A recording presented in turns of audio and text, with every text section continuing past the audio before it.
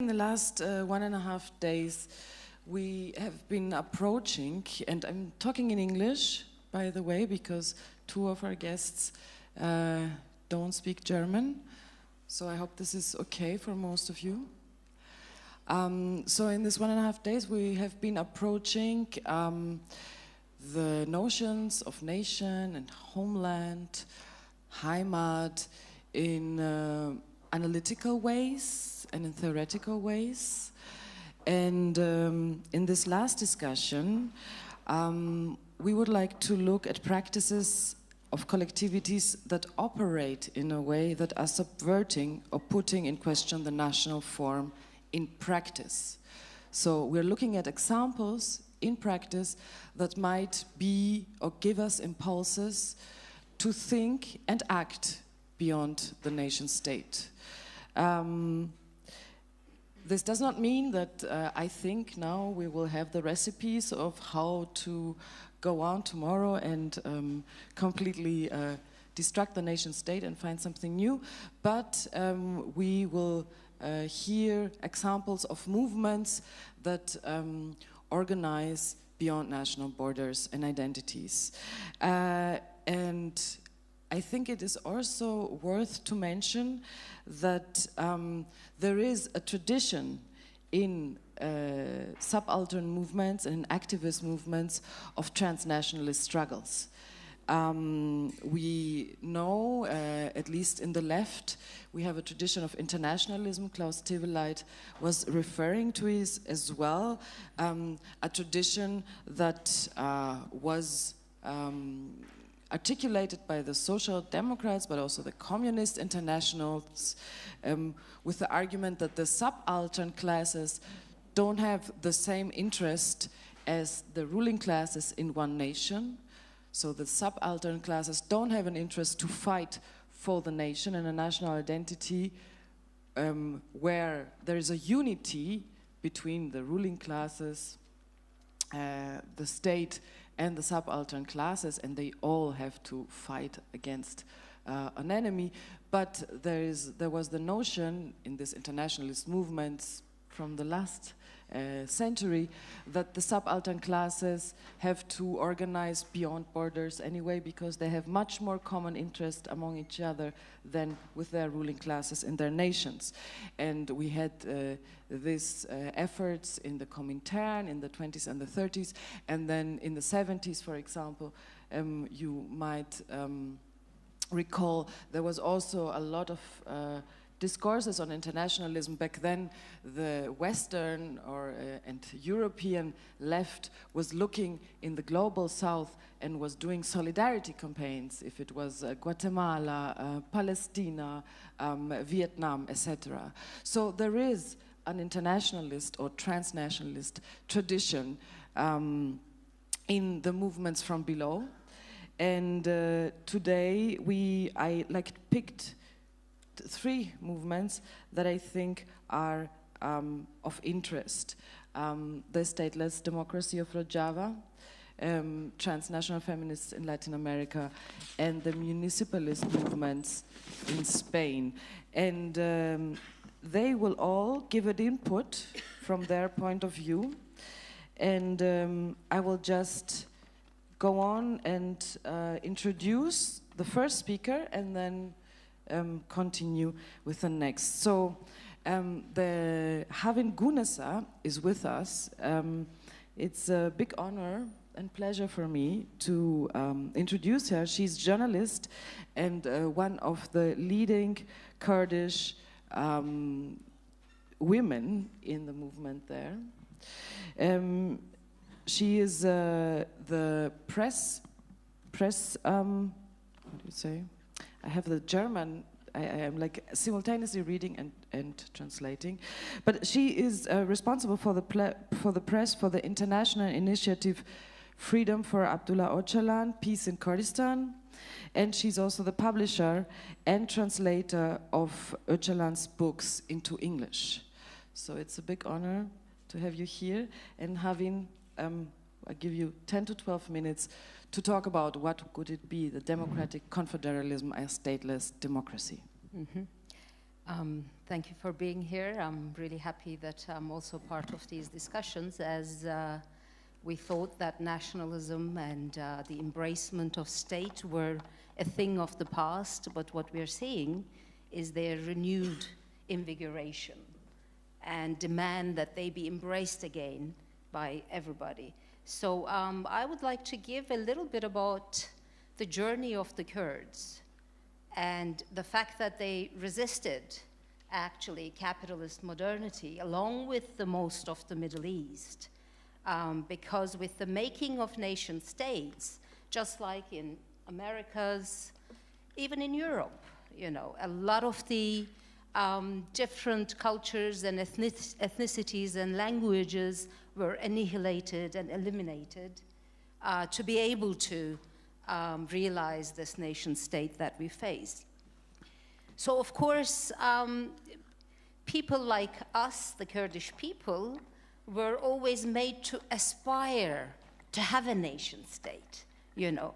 Therefore, although the national liberation movements were mostly Marxist-Leninist, but the idea was to have a state at the end of the day. So what I want to talk a little bit about in these 10 to 12 minutes, and hopefully expand on it later, is to talk about, you know, really what is the meaning of life?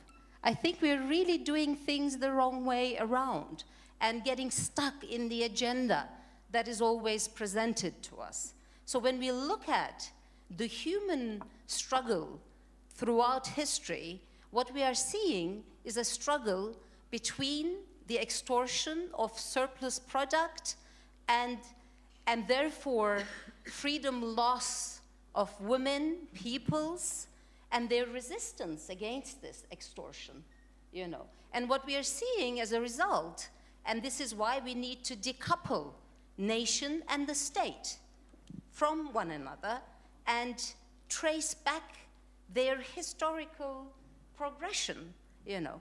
Because the Kurdish freedom movement, the PKK, and Abdullah Öcalan, although they established the PKK as a Marxist-Leninist organization, they also could not rupture away from the state idea, you know, just like most of the left wing around the world, especially with the national liberation movements as well.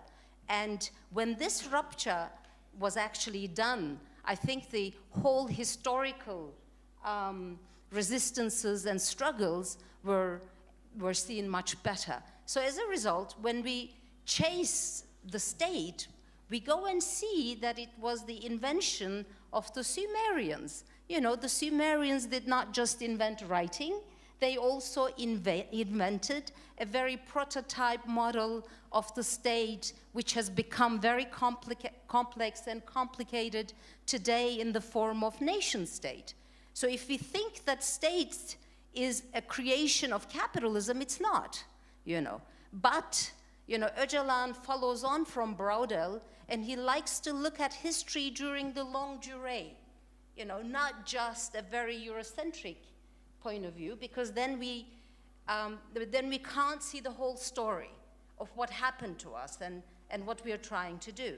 So therefore, he looks at, you know, how this surplus product is taken away, and why this war against women throughout ages, you know, and it continues to date.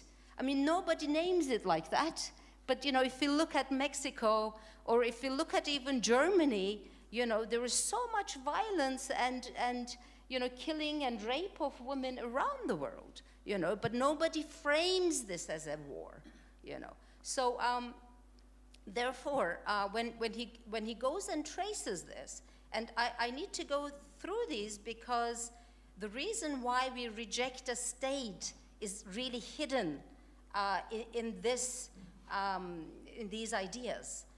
Therefore, the Kurdish freedom movement does not look at the woman as a biological entity in that sense, and her freedom loss is not connected to her biology.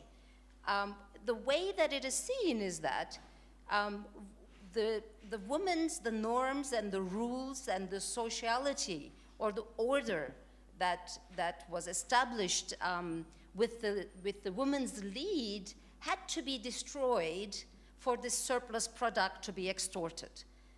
Just an anecdote, I had asked my mother, and we usually, as Kurds, don't see us as ourselves as indigenous either. You know, I asked my mother, Mum, what did you do in your village when there was no rain? You know, and her answer was that they took everybody in their homes, took the excess food, they went to the poorest home in the village, and they cooked and ate together and left the surplus in that home. So therefore, the society knew, you know, they were aware that the reason for no rain was due to the inequality and injustice within the surplus product, or the, you know, the food or the richness or the wealth or whatever. So therefore, Öcalan describes the loss of freedom, the way it's constructed, in three ways, and he says that this is applied to everybody else. One is ideological narrative. You know, in the case of women, you have to tell her that, you know, even her productivity or her birth is taken from her. You know, it's either God or she's also regenerated from, you know, Adam's whatever, ribcage or whatever. And second is violence. You know, she's beaten, she's burned, she's, you know, bound, and etc. And to date, the women are, of course, resisting this. And of course, third is to take the economy from her. You know, the Greek word for economy is householding. And today, we will almost think that, you know, house and holding is something very bad and backward, because it doesn't make money, you know. So all these different kind of stuff, we are made to think and look at things in a very different light. And these three tools have been used on everybody else. So what we are seeing in the different forms of state until the nation state of capitalism is that there have been resistances within and outside. During the God Kings, the Abrahamic religions were like reform, you know, within that. But there's also the resistance and struggle of the tribes and clans and etc. There is the resistance and the, you know, the struggle of the woman. You know, just look at the Sumerian mythology. You know, it's full of that resistance and that struggle. And as we come to nation state, the same thing applies, you know. And the worst thing about nation state, of course, than the state forms of all the other ages is that it has united all the monopolies in one hand. So you have the trade monopoly, you have the ideological monopoly, you have the finance, you have the military, you know. You have the whole thing now concentrated in one hand. When you look at the past state forms, this is not the case. They have one, not the other, you know. And even worse than that, what is worse with the state form is that it has equated one ethnicity with this nation, you know. So we cannot help who we are and what we speak. This is not something that we need to be proud of or we need to be sorry about, you know. This is the way, you know, that the culture and the way of life and the ecology or the environment around us, the fauna, the flora, you know, it has shaped us. But what makes this now like a leviathan at the moment is the fact that all this concentrated power is claiming to be German, Turkish, Mexican, you know, and what it is trying to do is make sure that we identify with it. This is the problem, we think. And therefore, what we are tracing is in history, and of course history is written in these terms, you know, then the history becomes the establishment and collapse of states, and we feel it's us. No, it's not us, you know. The states were much smaller before. Their society was much smaller before, you know. We even see the walls that used to be the state walls, you know.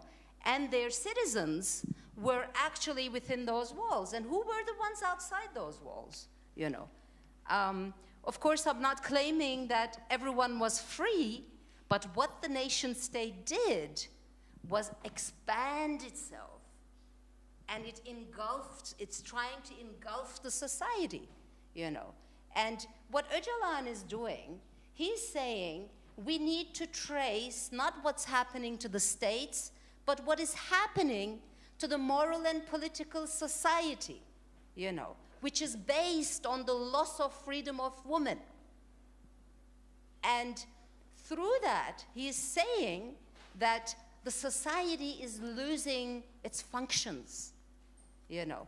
He says, you know, there's genocides, there are massacres, there are feminicides, but what is even more dangerous at the moment is that there is now society side, you know, and which means that we are losing all functionality because this nation state is suffocating the society's dynamic. And he calls this society moral and political society, you know. And with that, what he means is that societies used to make their own decisions, and like I think it was Ho from Malaya who said that, you know, tribes were shaped in such ways that they didn't allow the construction of such statehood, you know, and they had rules and norms according to that.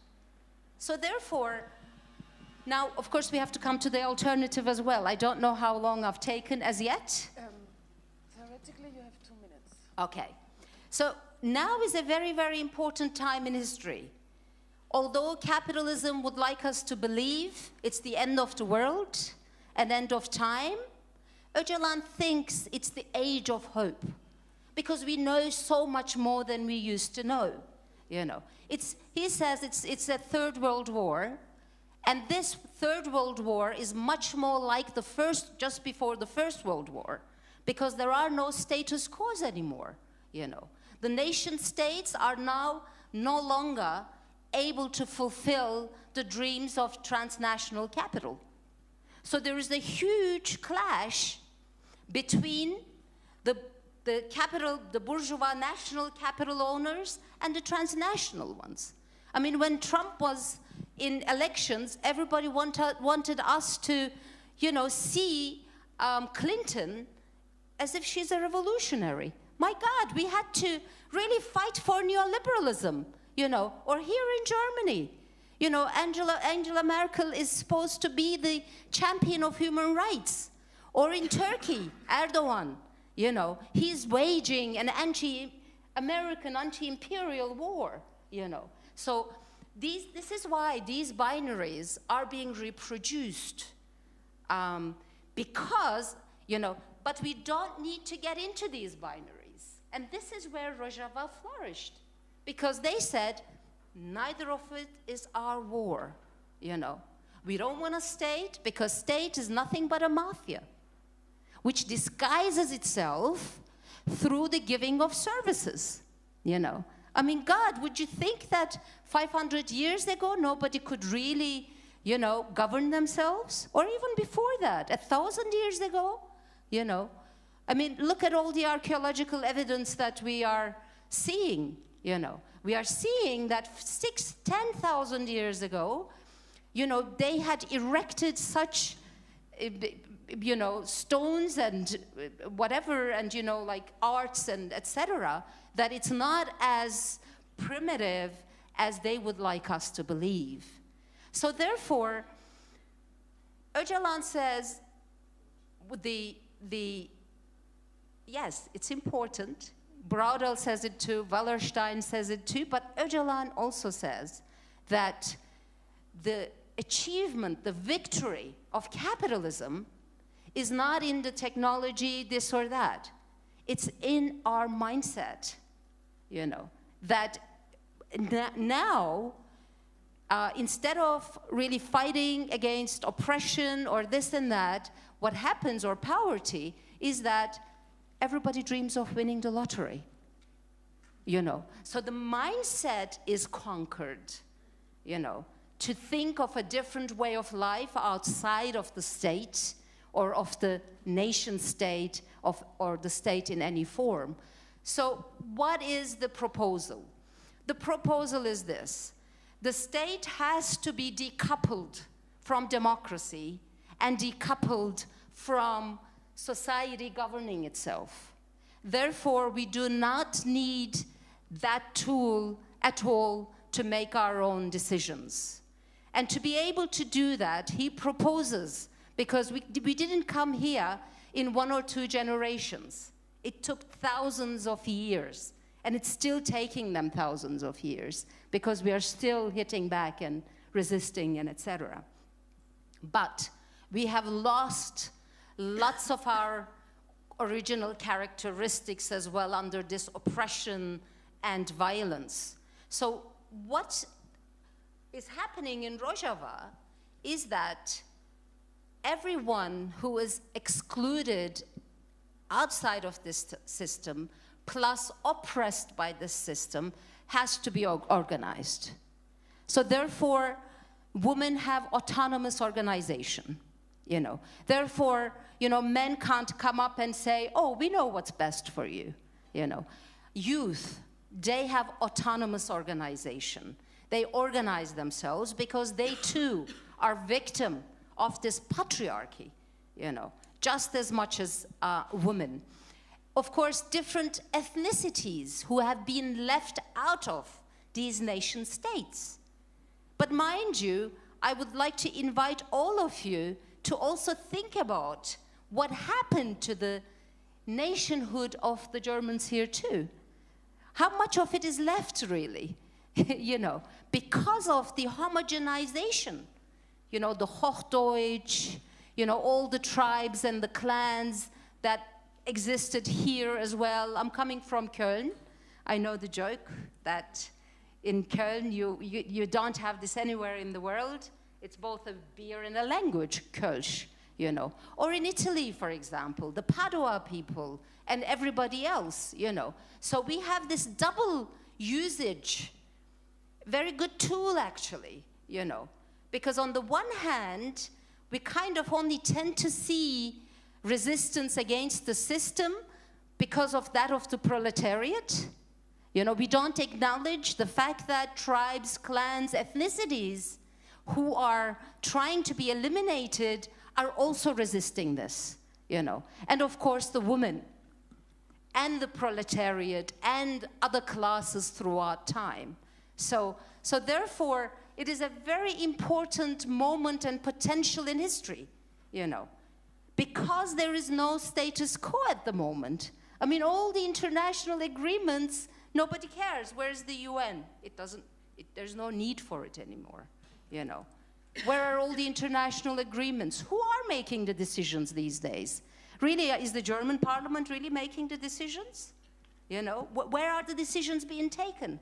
So therefore, we really need to get out of the discussions that are put in front of us, but instead make our own discussions, and how from this window and moment in history we can come out in favor of women and peoples.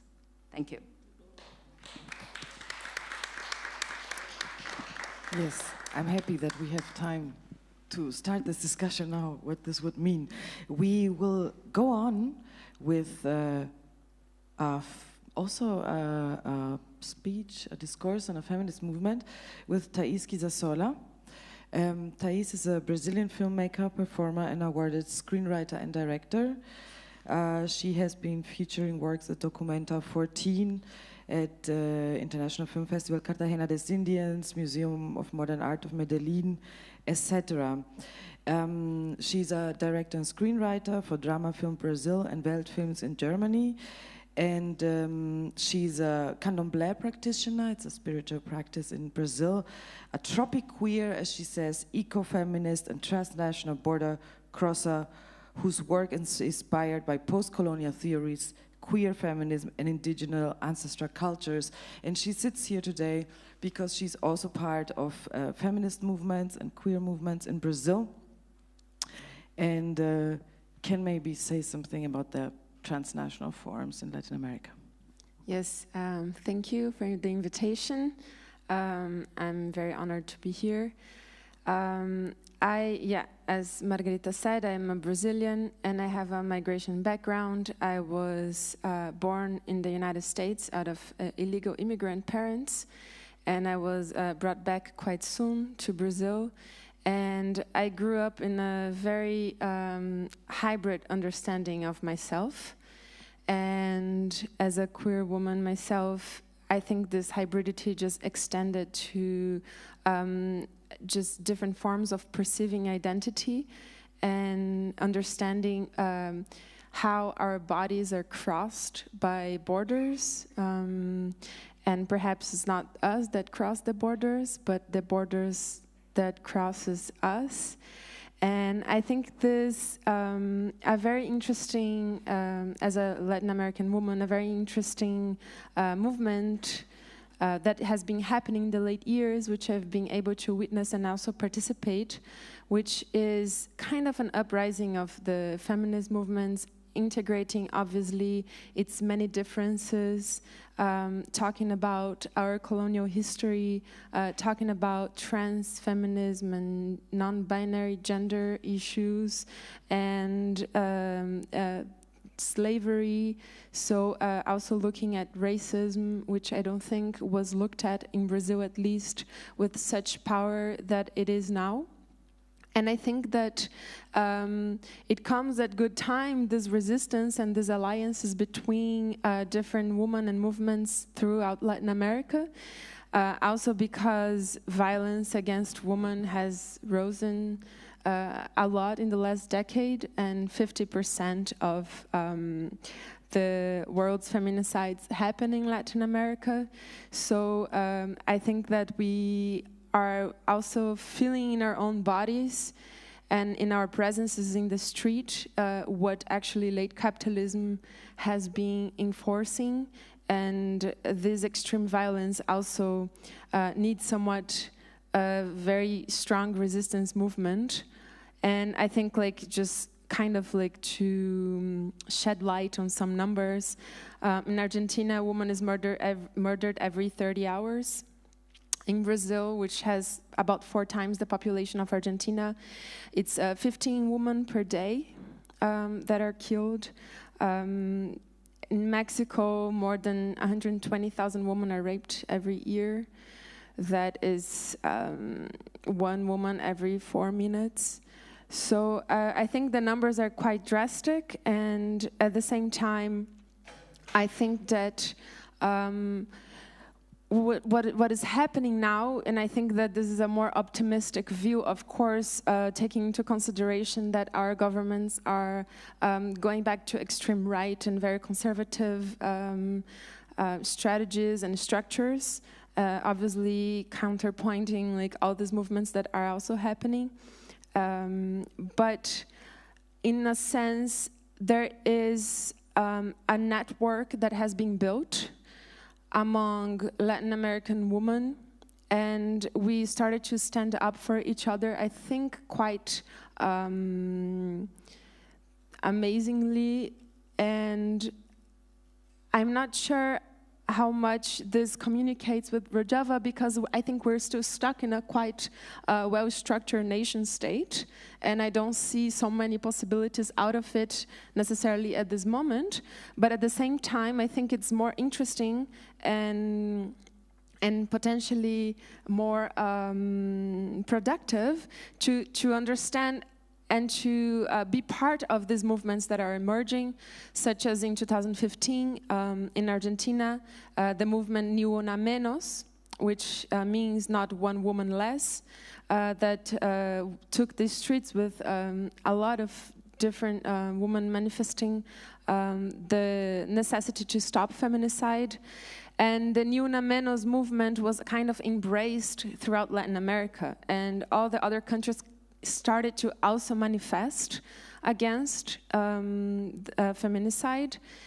And in 2015 as well, the former president Dilma Rousseff in Brazil also ensured and passed a law which added to a previous law about violence against women and making the state responsible for feminicide. And I think that's very important, and it's not by coincidence that it happened in the same year as the movement in Argentina. So I think that there is this building of nets that started to happen. And recently I was in Bogotá, in Colombia, in the beginning of the year, when Marielle Franco, a black, lesbian, Brazilian activist and politician, was brutally murdered. And the persecutors are of course not known. And I received a lot of solidarity in Colombia, and I felt that a lot of the Colombian women and queers and different people were also mourning her death. And I think this is a very interesting point of departure when it comes to affects, because when it comes down to mourning and to have like a connection so deep to a murder that happened in another country, in another nation state, it also means that there's something that you share with this life.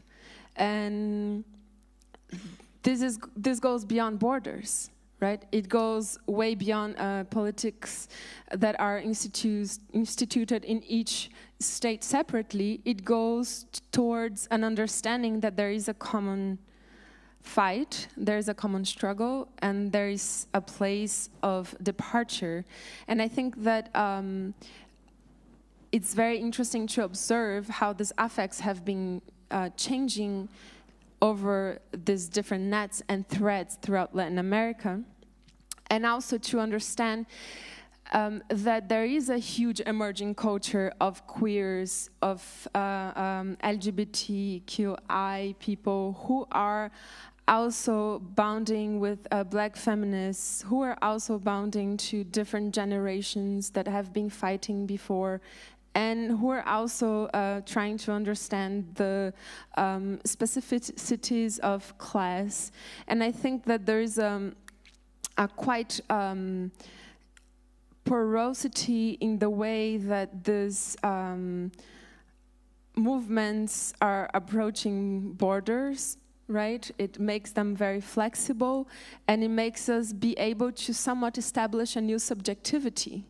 And I think that there's a lot of potentiality when we talk about subjectivity, and there's a lot of potentiality when we understand that there is something that we can focus on beyond just policy making and laws, and obviously the more pragmatic idea of representation within politics, public power, and whatnot, which is somewhat connected, I think, as well, and this is part of my research, to certain ancestral knowledges from before colonization in Brazil, which also have different prepositions other than the nation state, different forms of organizing, and carried a different relation to nature altogether. I mean, Latin America, the birth of neoliberalism, and as well where capitalism shows itself very, very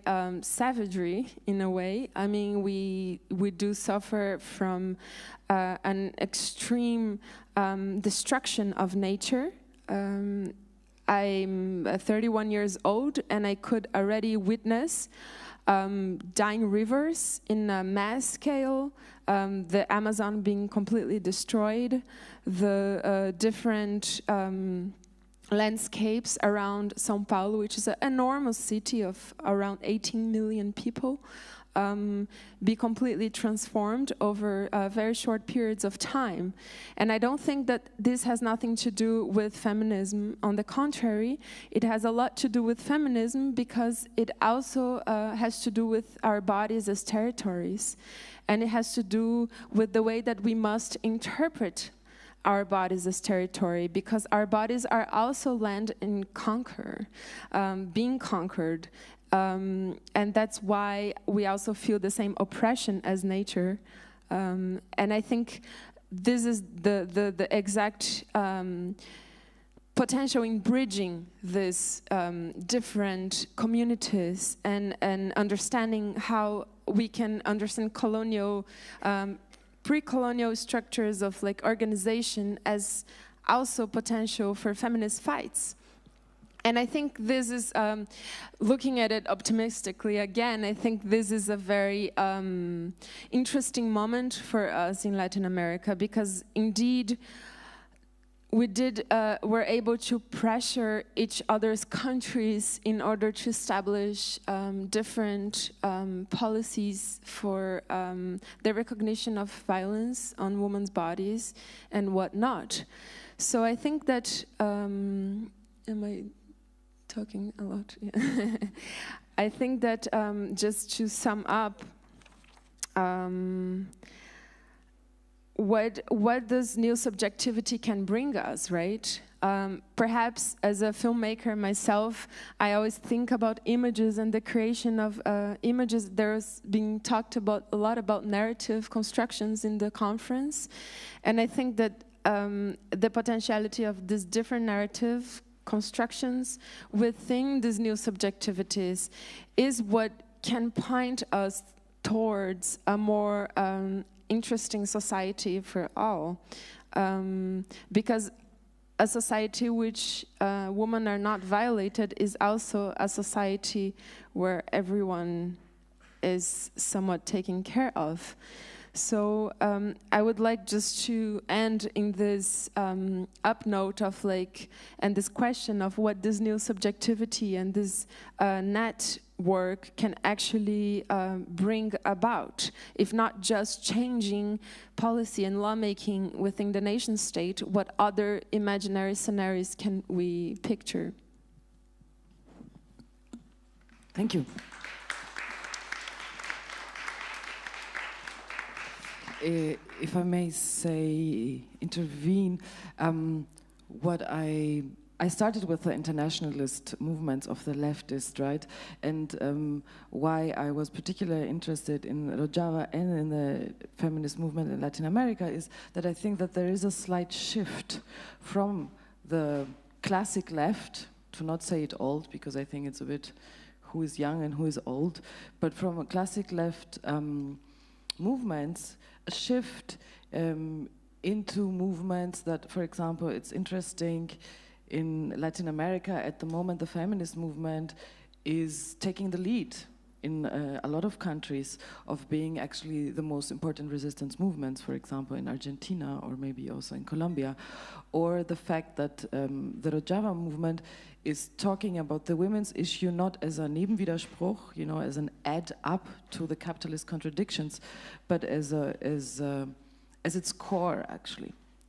And how thinking about the women issue can actually also subvert the state. I think this is for me an interesting point that is also similar in these fights. And now we go into another fight. We talk about municipalism. Raul, you will lay out the concept. So Raul Zelik is an author, translator, and political scientist. Until 2013, he was professor of international politics at the National University of Colombia and has commuted between the Spanish-speaking world and Berlin since the 80s. Recent publications include The Intruder in 2012, is a novel, In the Multi-Universe of Capital, essays in 2016, and Spain, A Political History of the Present, which is in Erscheinung. It's going to be published, right? It was published in June, okay. Yes, so, Raul. Yeah, thanks for the invitation. I'll try my best. My English is not so perfect. But anyway, well, municipalism is the proposal that you could build a political movement and a political alternative from local organizing. That means from kommunale Listen, we would say in German. So beyond the political parties, to have representations in the city councils and to build a political alternative from movements which are tied or linked to the self-organization of neighborhoods. This is the idea. But before I will something about this municipalism in the Spanish state or in Spain, I would make 2 or 3 observations on the issue of Heimat, because I think it's interesting also for our issue. It's a pity that Maria Domari and Klaus Teweleit have left, because I feel that I have a kind of contradiction with them, because we had this interesting, or this great manifesto 3 months ago, I think, solidarity instead of Heimat. Well, Heimat is a concept that is very German, very difficult to translate, and I found that it was a very good manifesto, but we had some very strange discussions why Heimat, or the link to the local community, is in contradiction to solidarity. And I think I share this argument that the title was not the best idea, but the content was very well. But it is interesting the way how in Germany we discuss the concept of Heimat. On one hand, it's very funny that the German right constantly tries to claim Heimat, because when you travel through Germany, you will see that the whole space is colonized by capital. Yeah. And the Heimat idea is that you have traditional identity, the traditional space, and with their proper characteristics. And when you go through Germany, you see motorways and high-speed railways and air traffic routes and logistics centers and industrial housing. So it is very funny that especially the right claims this as their identity and their space where they have this emotional link to. I think it's totally constructed. But on the other hand, I think it's also quite strange that the left is opposed so strongly against the concept of the link to your land, because I lived many years in Latin America, and I worked also with peasant movements and indigenous movements, and I really learned from them that the link to the land and to your space has nothing to do with reactionary ideas. Yeah? You have, for example, the Zapatista movement, which claims the tradition, but not the patriarchal or right-wing traditions. So they say, we claim the community, but we want to transform the community. We claim our homelands, but of course we want to change things here. So I think this is a very artificial discussion. And it's more in Latin America today, in many countries, at least in Colombia and in some regions of Peru, in regions of Central America. I feel that there's a proposal, a political proposal that says that social territorial struggles are the main axis of political organization. So organization which is linking the territory, the defense of the territory, with the social self-organization. And that's, I think, quite similar to what Germans call the Scholle. Of course, in Germany it's a totally right-wing concept, totally claimed and occupied by the right-wing discourses. But in a way, I think you cannot say that always, in all places, in all times of history, it's right-wing to defend your territory. Yeah? And these social territorial struggles are against mining projects, against agro-industrial complexes, soya and other things. So I think, but also urban movements define themselves as socio-territorial movements. They say our self-organization in the poor neighborhood, in a barrio, is very near to what peasants do on the countryside. So I don't want to deduce a theory from this. I just want to tell, relax. Yeah, relax if the issue comes on, or the discussion comes on Heimat.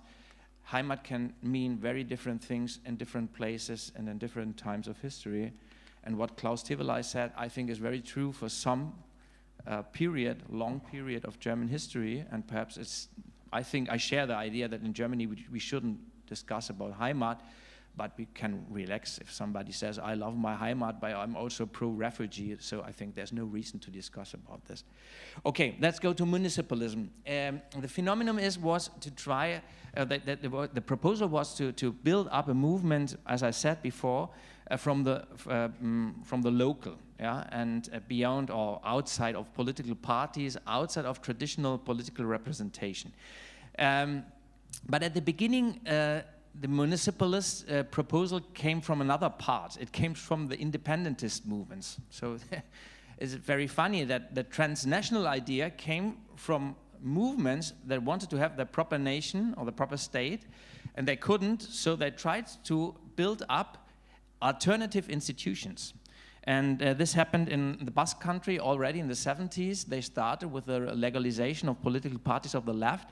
They started to build up a proposal. They said, for us, the national parliament, we won't go there because Spain, we are not Spanish. To the Basque regional parliament, we will go, but we won't do anything there because we believe in the political power of the neighborhoods, of the workers. And so they started from the local representation in city councils and in villages. And it's very interesting, still today, in Catalonia and in Basque Country, the left is very strong on the countryside in small villages or in small cities, and is quite weak in bigger cities. So that's totally different from the experience of ours. No? So what did they do? They started with, in Basque Country, for example, they have something like 100 mayors, actually, or more than 100. I think the total it's 500, so it's quite strong representation. And they link this with the idea of self-organization of community. Even they had this parole or motto, I'm not sure what to say in English, for the campaign already in the 70s when they said the best mayor is the people itself. Yeah? So the self-organization, the assembly of the citizens. Well, and then as they tried to build up their own proposal for the region, they started to create in the 1990s a parliament, a parallel or an alternative parliament, which came up from the representation of the cities councils. So they had a parliament which was forbidden afterwards, which was called Udalbiltza, which was the assembly of representations of all the, or a big amount of municipalities of Basque region. And in Catalonia, they reproduced this. Yeah? In Catalonia, the radical left-wing organization said, we don't want to go into institutions. We know that inside the institutions, we will transform ourselves. So for us, it is important to build up local power with self-organization. And when we have a mayor, then in small villages or in small towns, there is a possibility that the self-organization of communities control what the mayor does. Yeah. So this was the idea, and it is really interesting that this party, for example, in Catalonia, the radical left wing has built up something like 150 local projects, like call it casas sociales, no, or social houses, which is something like cultural spaces, and this is linked to their proposal of elections. So they don't go just to elections; they build up self-organization in their hoods or in their villages. And this is, as I said before, not in the Barcelona, but in the small parts, in the smaller towns of Catalonia. And well, this was the original proposal of municipalism, and then after the 15M movement, the movement of 15th of May, which started in 2011, the occupation of many places and squares in Spain, there was also the discussion how to get this impulse, this power of the streets into the institutions. And somebody or some people built up a political party as Podemos, and another proposal, the alternative left, said, no, we don't want to build up a political party. We want to build up a local power based on the self-organization. and of the Occupy movement and of the neighborhood assemblies. And so this was the Municipalista movement, and it was very successful in 2015. They had better results than Podemos. Well, you can't compare it exactly because Podemos presented itself for parliament and they presented themselves for local elections. But they won, for example, the city councils of Madrid, Barcelona, Cádiz, Zaragoza, Pamplona, in some different constitution or in some different coalition.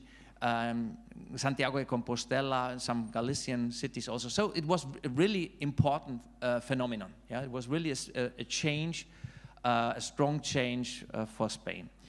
But anyway, and they today this in Barcelona, I think this is the most characteristic case, because in Madrid they very fast transformed themselves into a quite traditional center left-wing party. But in Barcelona, they try to maintain their municipalist proposal, and so they try to organize themselves with other city council, alternative city councils in the whole world. So they have, for example, good relationships with Jackson, Georgia in the United States, and with London in Britain, and they try to make alternative politics from the city council, for example, in questions like acogida de refugees, acogida, the taking of refugees, yeah. But anyway, I would say, if you compare the political praxis now of the government, for example, in Barcelona, you must say that it is a lot more similar to center-left-wing city councils than we believed 2 years ago. Yeah, I thought this would be really a political change and a new political praxis, and now I would say, well, it's very good that they are. It's very important what they do. They do, for example, very interesting feminist programs inside the city council or from the government of Barcelona. They do also. They have funds, financiation for cooperatives, for solidarian economy. They have also new forms of participation of neighborhoods. So they're trying the best they can do. But if you compare it with other center-left city councils, I would say it's not such a big break as I thought and as I hoped. And perhaps we could compare this with alternative and green parties in Germany in the 80s, no?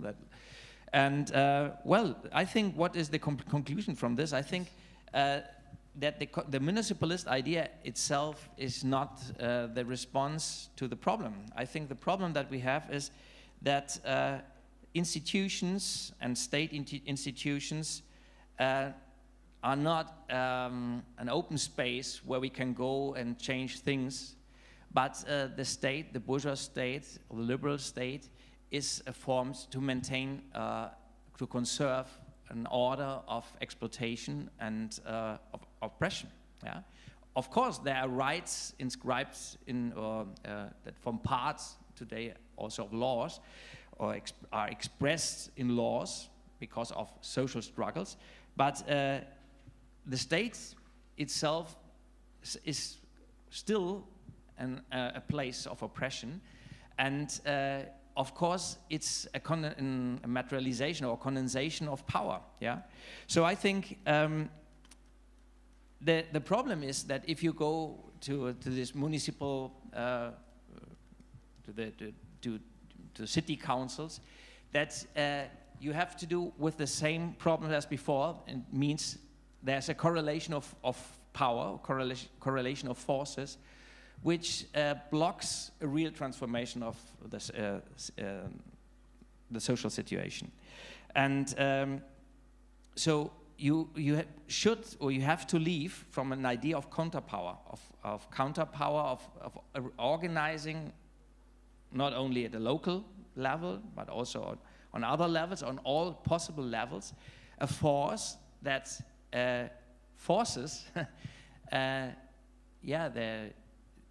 changes the correlation of forces and that makes possible institutional changes. And I think if you go just with a local, self-organized, assembly-based, grassroots-based movement into the government of Barcelona, you will find the same situation as when you go to the government of Thüringen or of Hamburg. You will see that this is not the real space where decisions are taken. Yeah? So if you want to change this, you have to organize a broad movement of counterpower. And how to do this? Is this at national level or transnational level? Can you wrap it up? Because we're talking 1 hour already, all the panel. Okay. So I think we should like... The last argument. Yes, please. Okay. The last argument, is this national or transnational? I just will say that, of course, we see that capital is organized today transnationally, yeah? For example, when you see the problem or the conflict in Ryanair, yeah, they are based on the legislation of Ireland, but actually they're using this national legislation to maintain transnational or at the whole European level certain relationships of labor.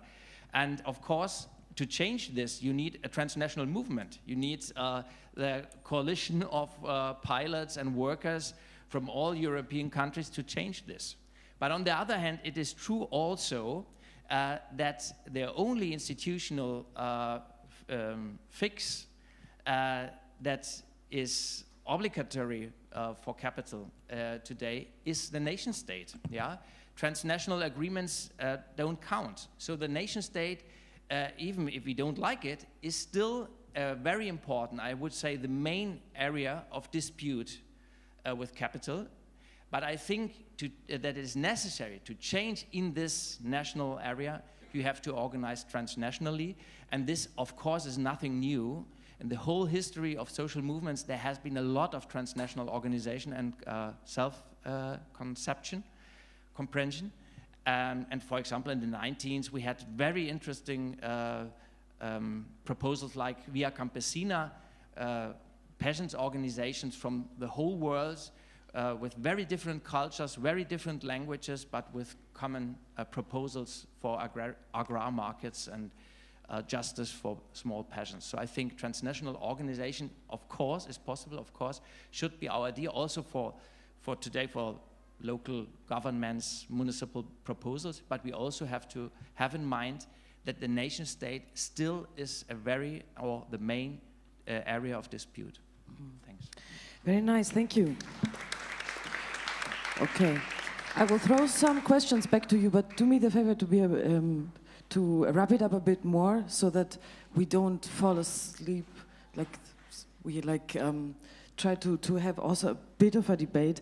And I will, of course, take your last point and throw it back to Havin. So what I think is interesting what you were saying, on the one hand, there is a potential in small-scale, localist, regionalist organizing. And this is what I would also ask Havin. Can we say that regionalist, localist organizing, also in the frame of the Heimatsdebatte, you know, where Heimat, homeland, can actually become something more utopic, something more revolutionary against the state, which is the bigger scale, right? Where actually democracy, as you said before, you decouple state from democracy, right? Where actually democracy can be practiced not only in a representative level, but can be practiced in neighborhood assemblies, in communal spaces, in community organizing. So like there is a glimpse of participatory democracy there, right? Is there a potential? Do you see, like, what would Rojavas say? Do you think that this localist approach is actually more promising? Also, and I would also like say to you, Raul, that it's clear if Heimat is the localist approach, then we have nothing against it. The question is if Heimat becomes national. This is the problem, right? So there is no contradiction there. And what would you say concerning to what Raul was saying? Because the Kurdish movement wanted a national state very long, right? And in the traditional national liberation movements, it's about liberation of a nation. All the post-colonial struggles have been, like most of them, have been fighting for their own nation state and independence from the hegemony. Is there a possibility to actually fight for an independence without the nation state, as Raul was saying, because actually capital in itself, like you cannot actually compete, if you want, with the nation form without it. So let me begin by saying that, you know, the way capitalism defined nation was like this. And we Kurds were, oh my God, we don't really satisfy any of these, you know. Like, you had to have unity, integrity of land. Kurdistan is divided between 4 countries: Iran, Iraq, Syria, and Turkey. So shoot, you know, that doesn't work. So you have to have one language, you know.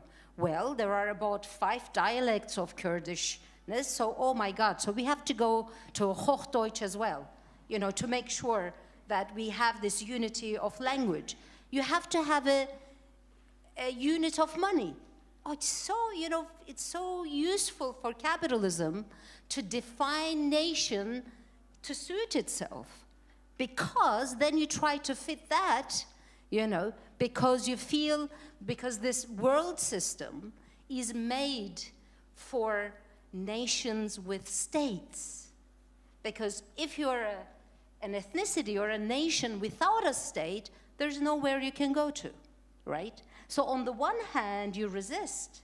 On the other hand, you aspire, because you're excluded and you're left out. So when the Kurdish freedom movement figured this out, you know, and they saw that actually, as individuals and as society, we are redesigned and reconstructed.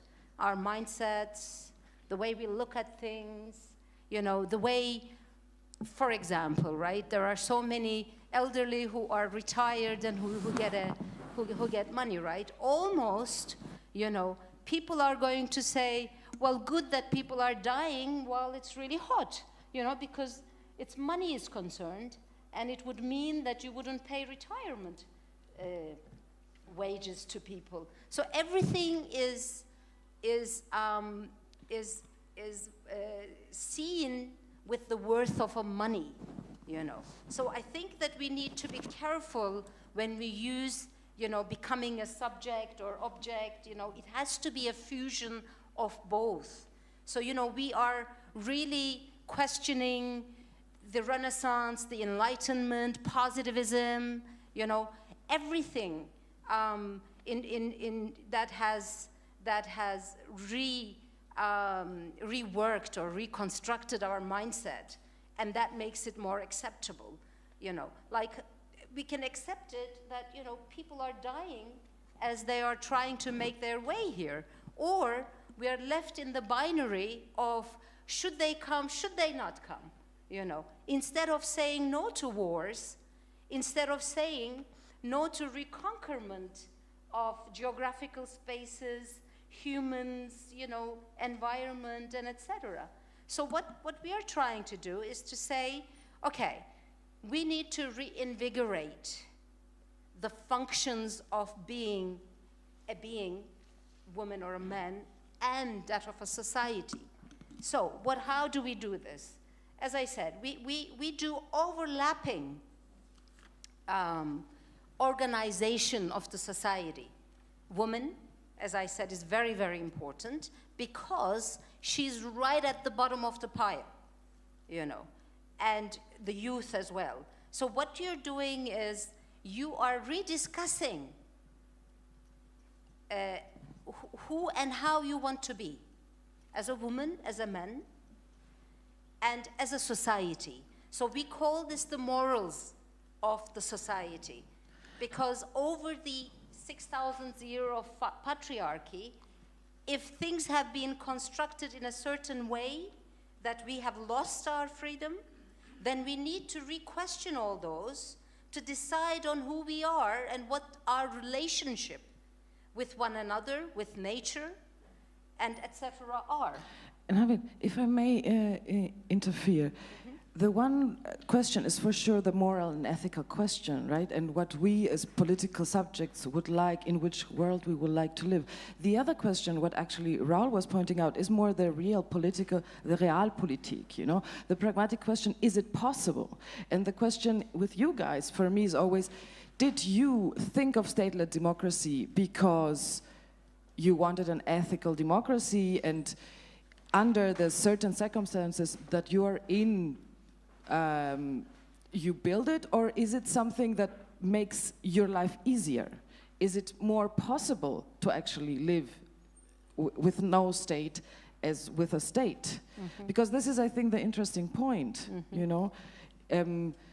Like Zomia, like we were talking about Zomia in the morning, that they really did not, that for them there was no use to be part of the state, because actually they were living much better without it, right? So for me this is the question, because maybe are you not a state because you cannot become one, or are you not a state because you think it's actually you're inventing, your life is better without one? Mm-hmm, mm-hmm. Besides from what we would want utopically. Mm-hmm. I mean, I was trying to get more into how to create something without a state, you know, because this is usually the argument, that with state comes the services and the governance and making life easier, you know.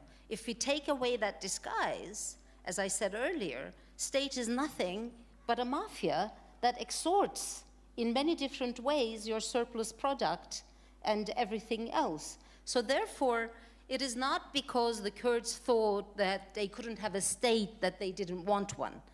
On the contrary, they saw everybody, what's happening to them with a state, you know. I mean, now look at all the, let's say, capitalist countries, all the nation states in Europe, for example. Everybody is doomed to wage slavery. You know, this is what we mean by the state, the nation state, suffocating the society.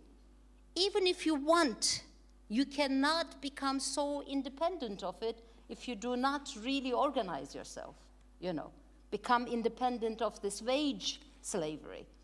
Because look at how it was before nation states. The way that they are making us dependent is through, you know, housing, you know, through reproduction, like having a family, education, you have to pay for that. You have to pay for everything, you know. Therefore, and by disconnecting you from the land and the ability to be independently existing without a wage labor, you know, they are making sure that you cannot really rupture away from the state.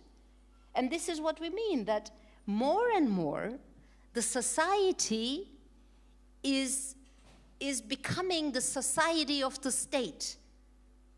So we are all being turned into dependent beings, and it's becoming more and more difficult to detach from it, you know. So therefore, it wasn't a choice that, you know, that we didn't have a choice not to have a state, but to see that the enslavement becomes so much deeper by having a state. I mean, we have the example of South Kurdistan in the north of Iraq, right? I mean, it's a very, you know, very bad copy of a nation state, and it's already, you know, doing the same things in Kurdish. So the state apparatus, it doesn't matter what language it's speaking or what ethnicity it has. The state apparatus immediately becomes the perpetrator, even if it was the victim before, like in the case of Israel, right? So it's not about blood, it's not about this, it's the tool, it's the ideology and the extortion of surplus product behind it. So this is why I began by saying we are questioning the meaning of life. And this is why, you know, if Heimat is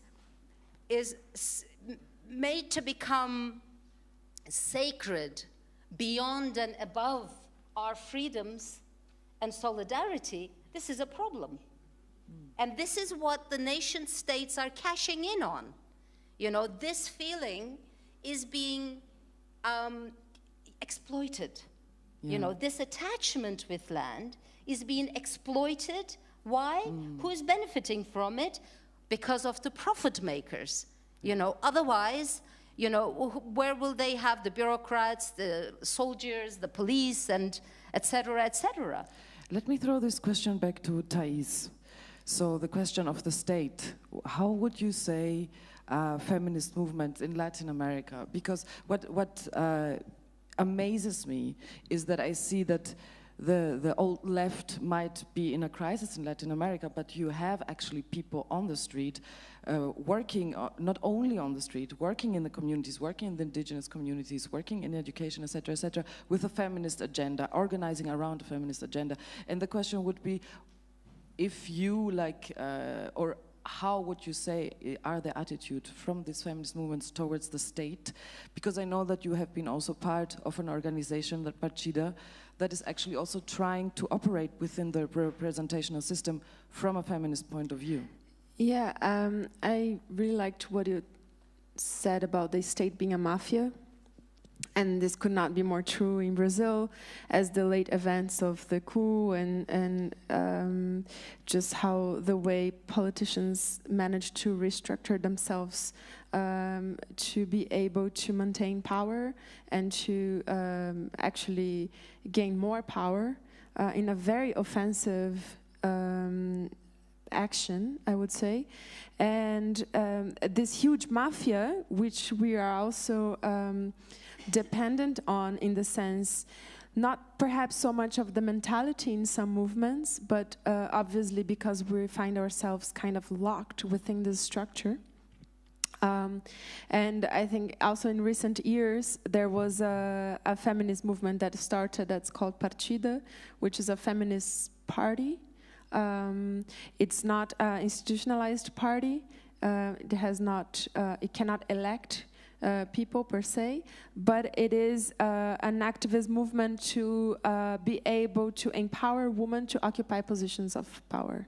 So basically, there is an organization throughout the country that kind of empowers women to infiltrate different parties, and when these women infiltrate these different parties, that we can somewhat break it within. And this was kind of one strategy that emerged out of these movements in the way of like, okay, we cannot break the structure from the outside, maybe we can break it from the inside. And if there is not representation, if there's not feminist representation, and it's not just about a woman representing, it is about people with a feminist agenda representing, which I think is a different approach.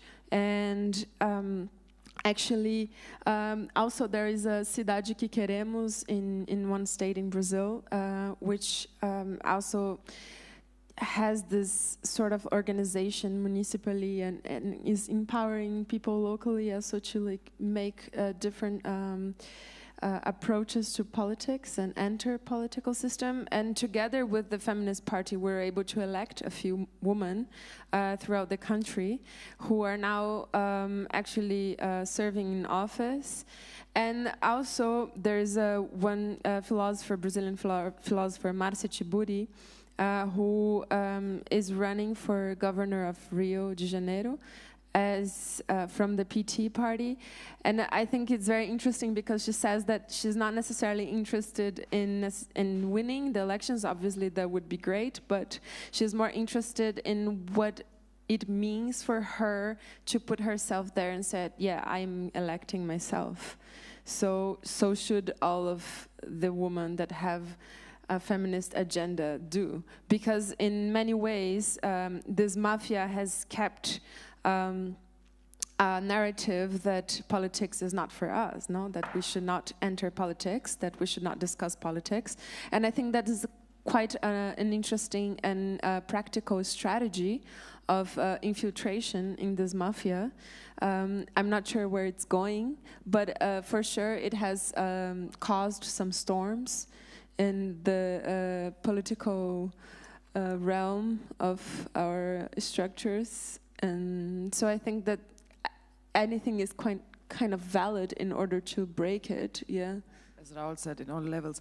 Let me open to the public. It's the last, your last possibility to participate in our discussion. There is someone over there. And I would say we can also collect questions and comments and get back to the panel. Well, thank you for posing this really important question, and thank you for all your contributions. I have one comment and one question. My background is I'm from Bolivia, so our family. Oh no, how should I start? I will start with a question of nation state and decolonization, because always if I hear you have to abolish the state, of course, but from another history, I know my parents and a lot of other people were engaged. We need a nation, we need to build a nation to not be colonized all the time. So the nation building was one, to liberate from the Spanish or from the Portuguese colonization, but also from capitalism. So it is a really, I think it is not that easy, yes, because what do you do with this point of reference if the nation state is something in the 70s and also in the 80s, all the liberation movements, national liberation movements, were seeking with another perspective. So because I really think that the idea what to do, and I'm not convinced of that, but it is a question, what do we do without nation state in this state of capitalism that is really, is that then the order? Is the way, because, I don't know, well, it is this thing if the state or if the nation can protect, should protect from capitalism, which is this old liberation idea. And the second question more was also a little bit to you, Thais. I've worked a lot with the landless movement, MST, years ago, and I was there in northeastern of Brazil. So, and I come from Bolivia, from Santa Cruz, and I'm really engaged with the feminist movements there. But I experienced there a big problem, and that is this of you come from Sao Paulo. So how, and that is the question, how are the current movements, how are they dealing with that really super hierarchy that you have with the rural peasant women and the urban women? You have this strong evangelist religious movements too that are, I know in Bolivia now, feminists are more exposed than I don't know, than other groups. So how does the current movement deal with that? That is really, in this organizing experience I had, I went also there and to talk about, hey, your body and is yours and all that. And it was really a form of also from, this is the third feminism critique, a form of colonizing the mind. And I don't know if the reference to ecofeminism, is it? Is that just like the answer? I don't know if you catch my uncertainty. Yes, thank you. Yes, I'm happy. There's comments.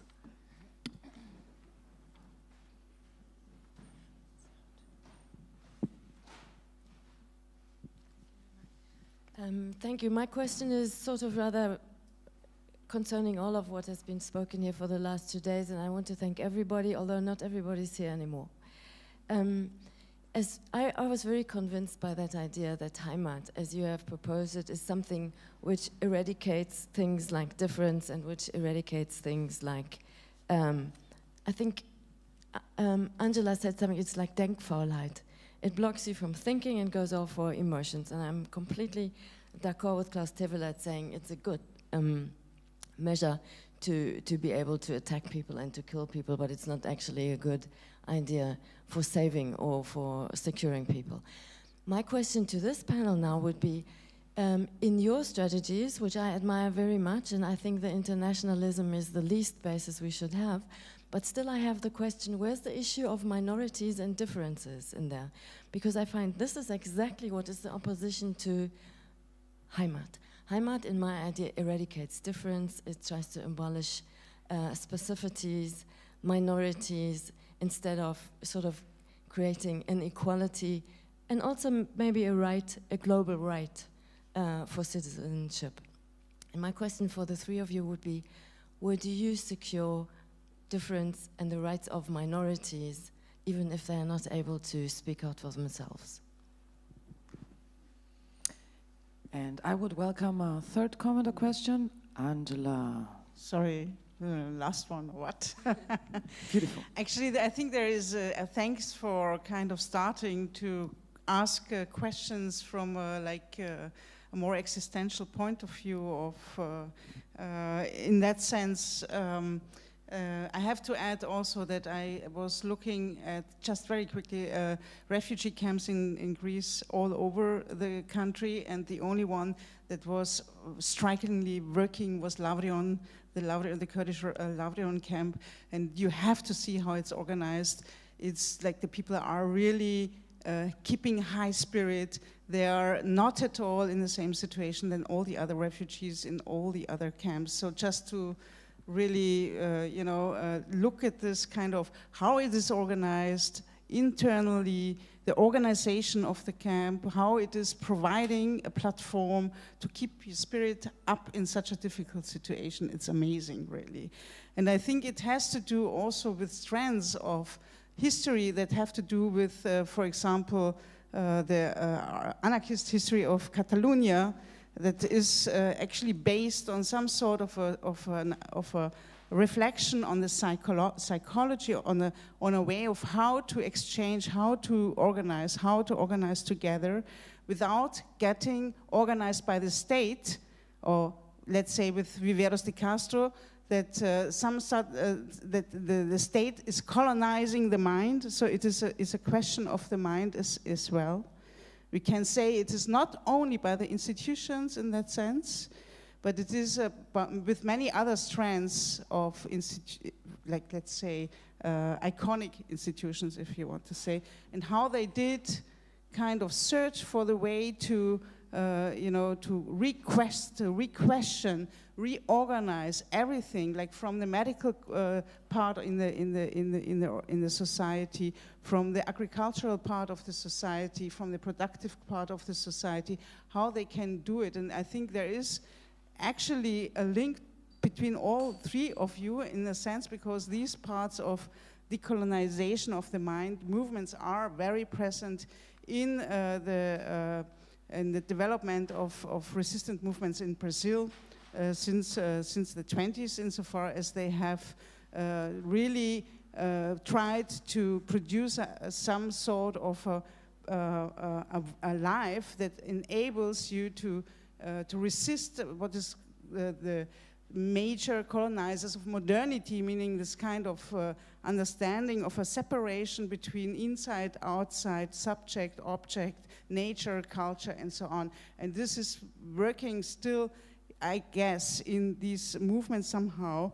That relates to the question of the comment of Germany. You pass through and you see a technological landscape that is super regular. There's a regulation of fucking everything, right? There is such a hyper regulation of everything in that sense, where you can see that it's a result of let's say, a kind of a relation of asservissement machinique. It's like the machine and the way the technology is organized in the lives of the people is like not allowing anymore to have any of this type of, let's say, other possibilities to create your subjectivity in that sense. So I think it is important to think territory and land as a free space of memory and a free space of culture to kind of recreate a form of organization, of cooperation, and life in that sense, right? So it's not property. If you go through Germany, you only talk about property. You don't talk about a social organization that is related to a location, right? That's what I was saying in the beginning. Take someone, put him in the landscape and ask what this person is knowing from this environment, and we will see that there is not much that can be said. So it's a deterritorialized situation that is deterritorialized not only in location but also in knowledge in that sense. So thank you. I think it's sorry, like as you are hearing, they're going to rehearse, they're going to start rehearsing now, so we will wrap up. I think this is a very nice way of putting it, to think territory of land as a free moment of memory to organize life around it. And I would, and thank you so much for the valuable and very rich questions from the audience. You are to comment on it, you don't have to expand, because we won't hear each other anyway in a bit when they start really rehearsing. Yes, thank you for your comment and question. I think that there is in the process of organizing a long necessity for re-understanding and taking a look at memory and at history with different eyes. And for example, there is an indigenous leadership, Gera Guarani. She's a woman and she is a feminist, and she's been also in the front of many of the feminist discussions. She became a leader within her indigenous community, the Guarani Mibia. And I think she also changed the structure there, because before it was mainly one man that would make the discussions, obviously the decisions for the community, and she was able to actually suggest a council within the indigenous community, which she's part of, and she's actually a big leadership voice within it. So I think that there is like different ways that we can bridge the differences between urban and rural, between different communities, be it indigenous communities or not. It's a process of learning from each other, you know, as much as it's a process of inviting a transgender woman to speak at a large group of cis women that are leftist feminist fighters from, you know, the 70s, and that perhaps have never heard a trans woman speak about their experiences. And these spaces were created, but I don't think that they're the solution and that it's all solved. I mean, we come from a long history of pain, you know, and oppression. But I think that this coming together and this conflict is good because it brings us somewhere else, right? To recognize the pain of the others, and this is what I guess intersectionality means to do, is to be able to be an ally for the pain that you don't have, and to somewhat find a common cause. And that's what I think pragmatically is interesting about these movements throughout Latin America, is that a common cause for the right of abortion, which influences the lives of the woman from upper class, but most of it for lower class, because they don't have access to a healthcare system, that they cannot pay an abortion, and their lives are more at risk. So I think when there's this common cause, I think that there's a more territory for perhaps achieving this coming together in a way. And just quickly, I'll finish. Yeah, okay, maybe then I give the spaces. Okay, just as final words, of course, the Kurdish freedom movement is not looking at abolishing the states, because they are there and they are not going to go away anytime soon. But what they are trying to do is push back the state from the area that it has occupied and invaded. And that means education, that means health, that means food production. You know, that means just basically every area that society used to have a say over.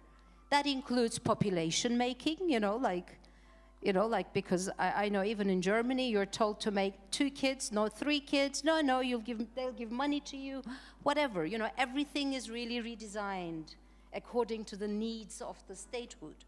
So therefore, how do we do this? How do we push back the state? Well, we have to organize. And this is why the nation states are more dangerous than anything else, because they leave no time for organization. And they want us as individuals because as individuals, we cannot fight back. We can only fight back if we are organized. And the more we are organized, the more we can claim that space, actually, you know. So it's not about the old thinking of the revolutions, you know. You will either take the state or you will abolish it and then bang, it's changed. It's not like that.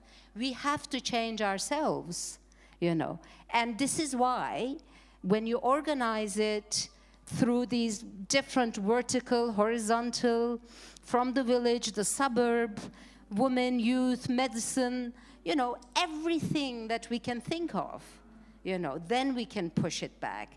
I mean, the project, for example, in Turkey, the North Kurdistan, was in such a way that the HDP was thought of as the agent, the actor that could actually democratize the national parliament, and that it wouldn't just leave it to the fascists and the right wing, you know. So that was the idea, and therefore, you know, we have different concepts. Instead of the nation of the state, we have the democratic nation, which is a nation not based on an ethnicity or coupled with a state, but one that is based on solidarity and freedom. You know, why not? They made up a nation concept. You know, we think we can also make one up, you know, based on the values of freedom struggles throughout history, you know. So therefore, democratic autonomy, for example, is a concept to have a negotiation or an existence next to the state, let's say in Turkey, or in Syria, or in Iraq, and in Iran. And the state would have a peace would mean that these nation states would have to accept this democratic autonomy idea, you know. And this is where the self-defense comes to, very important. It's not only physical, but especially in the Middle East, but, you know, more or less everywhere else, when you want to decide on how you want to live, this becomes a very crucial question, because the state will not readily and easily allow for it. And democratic confederalism is for linking up these different democratic autonomies. And it doesn't have to be based on an ethnicity. Let it be even Kurdish. And this is why, in all of these ideas, plurality is extremely important. This is why, let's say in northern Syria, Rojava, Assyrians are organizing, all the different traditionally oppressed, suppressed, you know, belief, ethnic, or whatever, all these identities are organizing themselves. But also within them, this is extremely important. Women and youth are organizing, because you can't just allow a belief, like, for example, if we talk of the Yazidi identity, Kurdish Yazidi identity, the women are also organized because they are also oppressed within that community.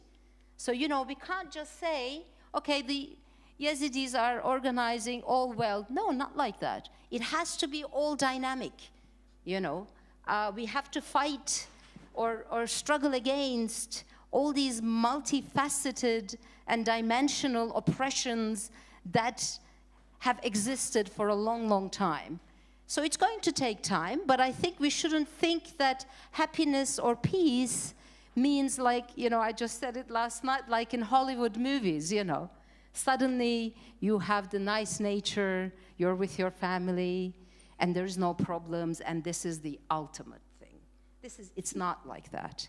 We have to accept problems, struggling with problems, and solving them, and organizing them. You know, it's all about how we think of concepts and things. And I think that, as I said, it's a very historical moment.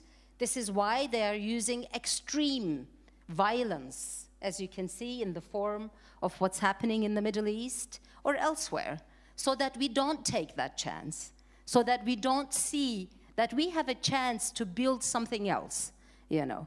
And I invite everyone to actually to deepen their organization and not just leave it to Rojava. It can happen here.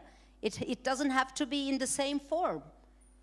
But, you know, we have to link all these struggles. Otherwise, no one can exist as an island, you know, because at the moment, as you can see, they are trying to co-opt, if not, then annihilate the Kurdish people's freedom movement. Thank you. And thank God you're strong. Raul, you have the last word. You can pick one of the questions you want to answer. Yeah, I would also three things very shortly. Yes, thank you. Minority in Heimat. Well, I always ask myself why St. Pauli or Kreuzberg is such a big point of identification. I think, well, perhaps it's not the issue of or the concept of Heimat, but it's something similar to this. It's a strong link to community and space, and I don't think that this is right-wing or annihilating minority or questioning minority. I just want to question or put the problem there. The second thing was self-organization and nation state. Well, some thing from Catalonia, a very concrete thing. Social movement and social struggles have led that in the parliament there has been majorities for more than 30 progressive laws. Yeah, interesting ecological, social, democratic laws, which are blocked by the nation state. So I think that's very clear.